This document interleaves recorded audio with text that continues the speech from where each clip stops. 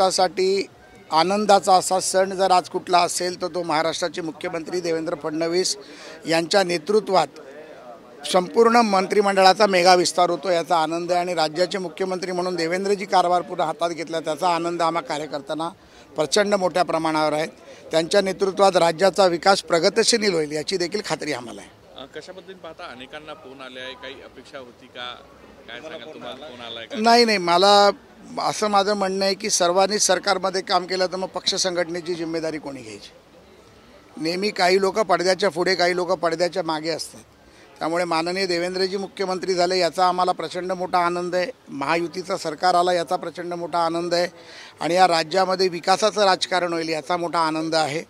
आणि जी काही जिम्मेदारी माननीय देवेंद्रजी भविष्यात देतील ती पुढे घेऊन जाण्याचं काम आम्ही सर्व कार्यकर्ते प्रामाणिकपणे करू। मोठा मॅन्डेट भाजपला महायुतीला मिळाला आहे। नागपुरात ईव्हीएम विरोधात रॅली जी आहे विरोधक काढते, हे बोगस आहे सगळं। ईव्हीएम विरुद्ध रॅलीचे मी तुमच्याच चॅनलच्या माध्यमातून काही इंस्टाग्रामवरती छोट्या छोट्या नोट्स पाहिल्या ज्याच्यामध्ये काही महिला ईव्हीएमच्या विरोधातल्या सह्या घेताना शिव्या देताना दिसत होत्या।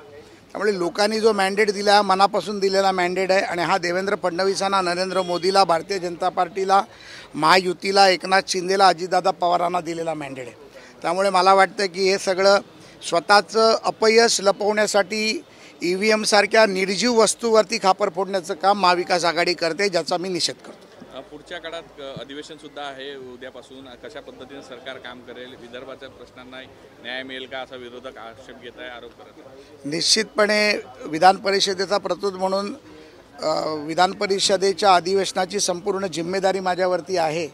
तेही पूर्णपणे पार पाडण्याचं काम आणि कर्तव्य मी पूर्णपणे पार पाडीन। नवीन विधेयकं येतील, प्रिलिमिनरी बजेटची प्रोव्हिजन केली जाईल, विरोधी पक्षाचा प्रस्ताव, सत्ताधारी पक्षाचा प्रस्ताव, राज्यपालांनी केलेल्या अभिभाषणावरती उत्तरं, ह्या सर्व गोष्टी या अधिवेशनात 7 दिवसात होतील आणि राज्य प्रगतिशील विकासाकडे जाईल याची मला पूर्ण खात्री आहे। धन्यवाद।